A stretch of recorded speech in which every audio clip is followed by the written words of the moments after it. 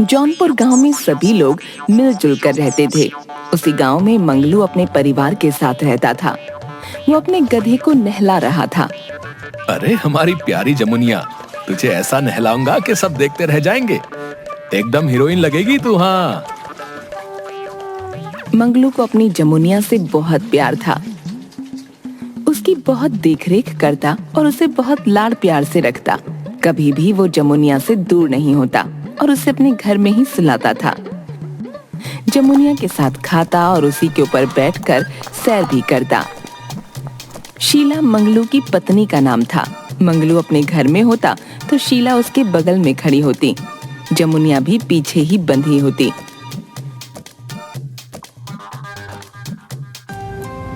अरे क्या कर रहे हो आप? देख नहीं रही हो क्या? हम अपनी जमुनिया के लिए माला बना रहे हैं। भगवान ही भला करे हमारा। उसी से शादी कर लेते जब उससे इतना प्यार रखना था। हमारे लिए आज तक एक फूल भी नहीं लाए और जमुनिया के लिए माला बना रहे हो। वाह भाई वाह। हमारी जमुनिया के बारे में कुछ मत कहो। हाँ, तुम जाओ अपना काम करो। हाँ हाँ, काम ही तो करने को रखे हो हमें। सुनो, एक काम की बात तुम्हें बतानी थी। कल शहर से किसी केसरी प्रसाद के घर से फोन आया था। वो पिताजी का नाम ले रहे थे। हैं? केसरी प्रसाद? अब तुमने उनसे क्या कहा? मैंने कहा कि तुम आओगे तो मैं बात करवाऊंगी। मंगलू अपने घर का टेलीफोन उठाता है और उससे केसरी प्रसाद के घर फोन लगाता है। हाँ हाँ, हम जौनपुर से मंगलू बोल रहे हैं। मंगलू? कौन मंगलू? अरे हम दीनानाथ के बेटे। अरे आपको मेरा प्रणाम है। अच्छा अच्छा, तुम दीनानाथ के बेटे हो। खूब खुश रहो बेटा, खूब खुश रहो। हाँ हाँ, मैंने कल दीनानाथ का हाल चाल पूछने की खातिर फोन किया था। बहुत वक्त बीत गया, बात नहीं हुई थी। कहाँ है वो? जी, हमारे पिताजी तो पिछले ही साल परलोक सिधार गए। उन्हें गंभीर बीमारी हो गई थी। ओहो, अब ये सुन के बहुत दुख हुआ। उसे मैंने बहुत पहले देखा था। मेरी आंखों के सामने बड़ा हुआ था वो। 25 साल उसने हमारे घर पर काम भी किया है। उसके बाद वो रहने के लिए गांव चला गया। जी हाँ, पिताजी आपको भगवान समान मानते थे। हमेशा आपकी तारीफ करते थे और आपके बारे में बताते थे। अब तो पिताजी नहीं हैं, पर मैं आपकी सेवा कर सकता हूँ। आपके हम पर बहुत एहसान है। देखिए, अब घर के छोटे मोटे काम होते हैं बेटा। अब मेरा बेटा विदेश में रहता है। इन सब को संभालने के लिए मुझे एक नौकर की जरूरत थी। अब आपकी सहायता करना हमारा कर्तव्य। आप जो बोलेंगे वो मैं करूंगा। तो तुम शहर आ जाओ और यहीं पर हमारे घर पर रहने और खाने का इंतजाम रहेगा। तुम्हें तनख्वाह भी अच्छी खासी मिलेगी। तुम्हें बस सबका ध्यान रखना होगा। अरे वाह, ये तो मेरा सौभाग्य होगा। ठीक है, मैं आ जाऊंगा। मंगलू शहर जाने की सारी तैयारियां कर लेता है। उसके बाद वो अपनी पत्नी से विदा लेता है। तुम अपना ख्याल रखना, ठीक है? शहर पहुंचकर फोन कर देंगे हम। हाँ। और जमुनिया को लेकर निकलने लगता है। अरे इसे क्या लेके जा रहे हो? इस जानवर का शहर में भला क्या काम? अरे तुम्हें कितनी बार कहा है जमुनिया को नाम से पुकारा करो। मैं इसके बिना नहीं रह सकता। प्यारी जमुनिया तो मंगलू के साथ ही जाएगी। कैसे इंसान से पाला पड़ा है, जिसको साथ ले जाना चाहिए उसे घर छोड़े जा रहे हो और एक गधे को साथ लिए जा रहे हो। ज्यादा बातें मत बनाओ। हाँ, लाख दफा समझाया है, जाते वक्त टोकते नहीं ना है। बस टुकुर टुकुर करना ही होता है। हटो, अब जाने दो, देर हो रही है हमका।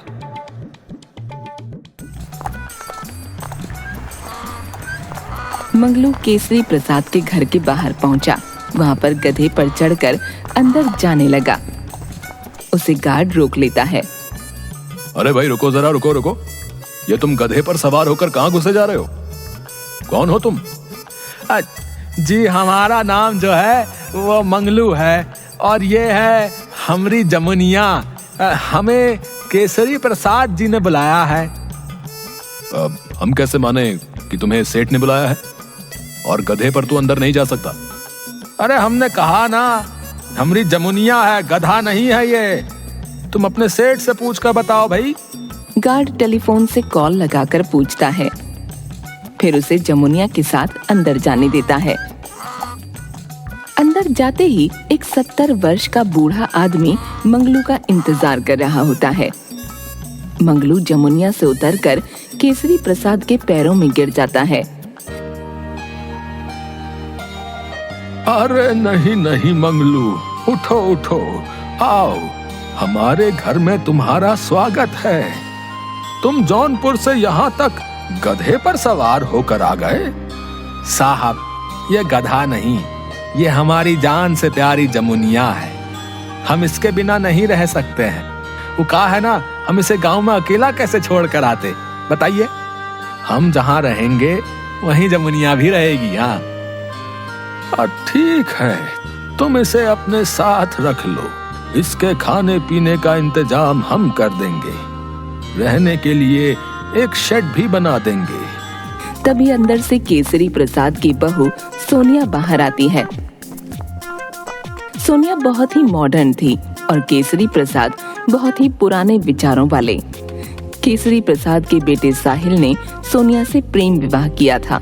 सोनिया केसरी प्रसाद की बिल्कुल इज्जत नहीं करती। आओ सोनिया, ये मंगलू है, मैं इसी के बारे में कह रहा था। ये हमारा बहुत विश्वसनीय दीनानाथ का बेटा है। ये घर के कामों में तुम्हारी मदद कर देगा। अरे बुड्ढे, ये सब काम तुम्हारा है। नौकर चाकर तू ही संभाला कर। मेरे पास बहुत जरूरी काम है नौकरों से मिलने के अलावा। मंगलू को सोनिया का ये व्यवहार बिल्कुल अच्छा नहीं लगा। केसरी प्रसाद भी अपनी आंखें झुका लेते हैं। तभी सोनिया की नजर जमुनिया पर पड़ती है। ओह माय गॉड, ये गंदा सा घोड़ा किसका है? नहीं नहीं मैडम, ये घोड़ा नहीं, ये तो हमारी जमुनिया है। जमुनिया? पता नहीं, मैंने आज तक इस जानवर का नाम नहीं सुना। व्हाटएवर, इसे तो प्लीज मुझसे और इस घर से दूर ही रखना। मंगलू और जमुनिया को देखकर सोनिया आंखें घुमाती है। जमुनिया भी सोनिया को देखकर फुफकारती है।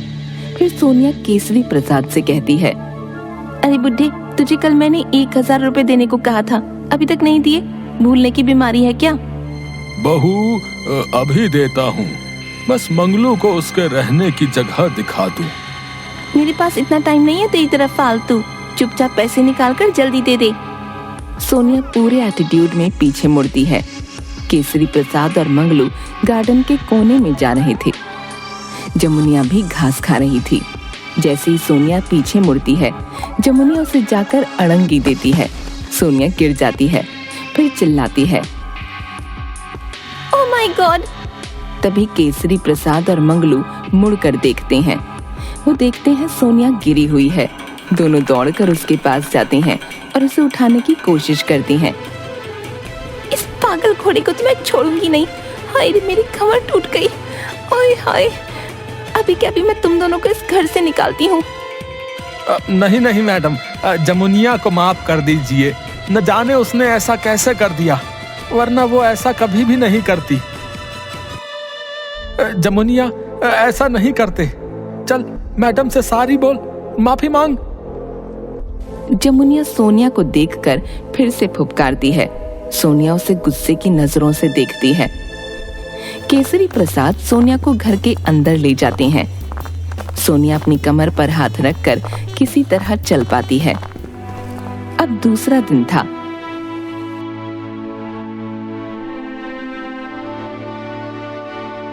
जमुनिया मंगलू जहाँ रहता है वहीं बगल में बंधी होती है। उसी के पास घर से बाहर जाने का रास्ता था। सोनिया फोन पर बात करते करते घर से निकल रही होती है। सोनिया बिल्कुल बनी ठनी होती है, पार्टी में जाने को तैयार। अरे क्या बताऊं, मेरे ससुर इतने पागल है ना, न जाने कौन से गांव से एक नौकर को बुला लिया है। बुढ़ापे में सठिया गए हैं। छोड़ो, अच्छा मैं तो पार्टी में पहुंच रही हूँ, तू भी जल्दी निकल। उस बुड्ढे की बातें करके मेरा मूड खराब मत कर। तभी जमुनिया अपने दोनों पिछले पैरों से बहुत सी मिट्टी सोनिया पर उड़ा देती है। सोनिया की पूरी ड्रेस खराब हो जाती है। सोनिया जोर से चिल्लाती है, अब मैं इस जानवर को और बर्दाश्त नहीं कर सकती, अब चल बाहर निकल। सोनिया के चिल्लाने की आवाज सुनकर केसरी प्रसाद और मंगलू दौड़कर बाहर आते हैं। मंगलू दौड़कर जाकर जमुनिया को पकड़ता है। वो फुफकार रही होती है, अरे अरे जमुनिया, ये तू क्या कर रही है? मैडम, इस बार माफ कर दो, हमारी बच्ची से गलती हो गई, कृपा करके माफ कर दो। इतनी महंगी ड्रेस खराब कर दी। ये ड्रेस कितने की है? उतने पैसे तो तुमने आज तक देखे भी नहीं होंगे। मेरी जूती के सोल के बराबर भी औकात नहीं तुम्हारी। सोनिया, मंगलू बहुत ईमानदार और सच्चा है, तुम उससे ऐसी बातें नहीं कर सकती। अब तो हद ही हो गई। तू अनपढ़ गंवार बूढ़ा मुझे सिखाएगा? तेरी औकात भी नौकरों की जैसी है। मेरा पति तुझे 2 टाइम खाना देता है, वही बहुत है। ज्यादा मुंह मत चलाया कर। केसरी प्रसाद की आंखें शर्म से झुक जाती हैं। मंगलू केसरी प्रसाद को दया की आंखों से देखता है। सोनिया इसी तरह बड़बड़ाती हुई घर के अंदर चली जाती है। साहब, मुझे माफ कर दो। जमुनिया को भी, वो ऐसा कभी किसी के साथ नहीं करती। न जाने यहाँ आकर उसे क्या हो गया। नहीं मंगलू, गलती तुम्हारी नहीं है।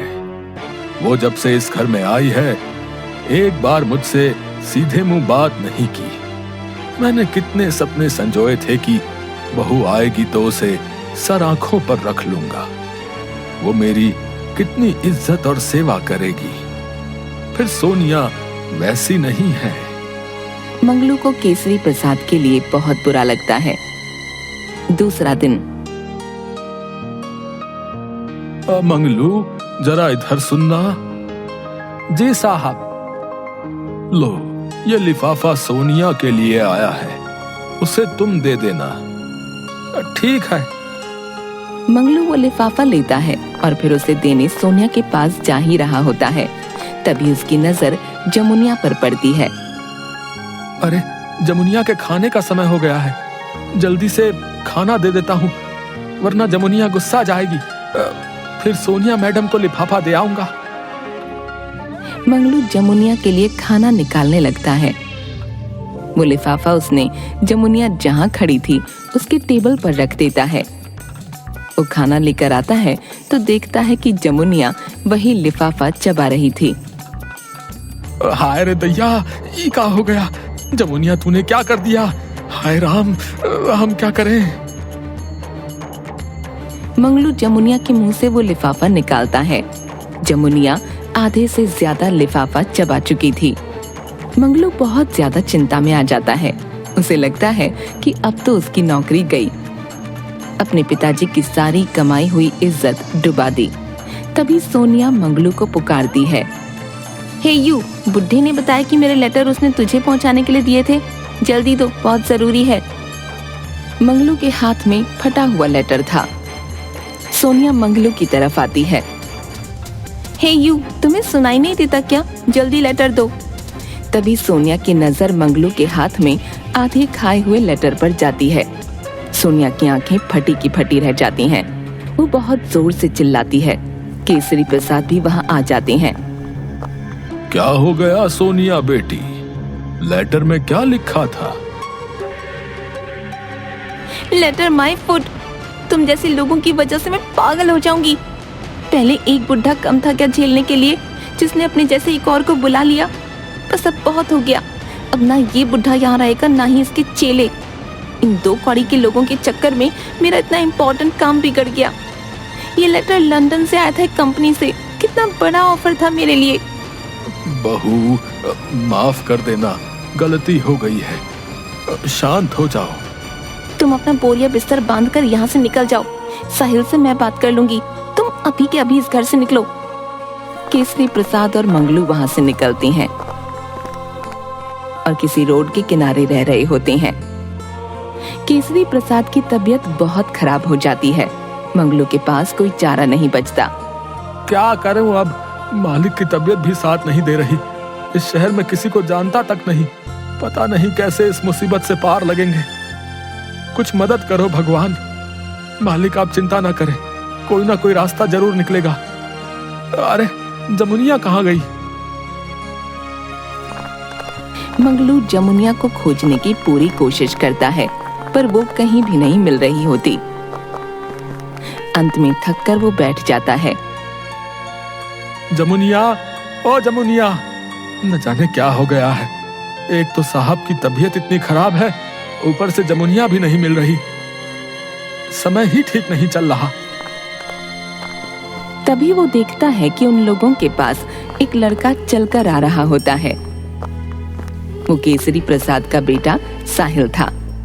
मैं साहिल हूँ। मैं इतने दिनों से विदेश में था। मैं अपने पिताजी को वापस लेने आया हूँ। सोनिया ने बहुत गलत किया है। जी बाबू साहब, हमने आपको बहुत टेलीफोन करने की कोशिश की, चिट्ठी भी भेजे रहे, पर आपने देखी नहीं।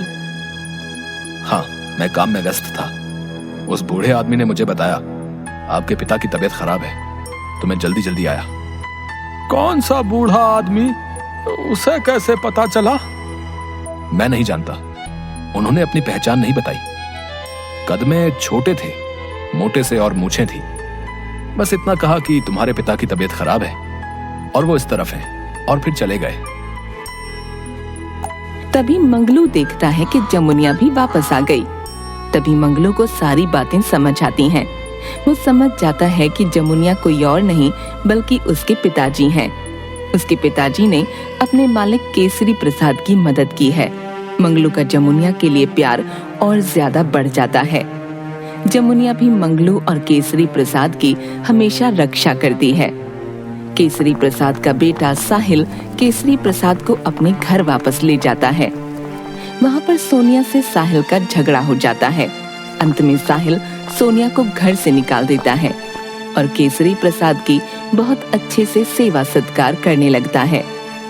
मॉरल, इस कहानी से हमें ये शिक्षा मिलती है कि हमें बड़ों का हमेशा आदर सत्कार करना चाहिए, कभी भी उनका अनादर नहीं करना चाहिए। और किसी भी चीज को सच्चे दिल से प्यार करने से वो हमें बहुत बड़ी ताकत देती है।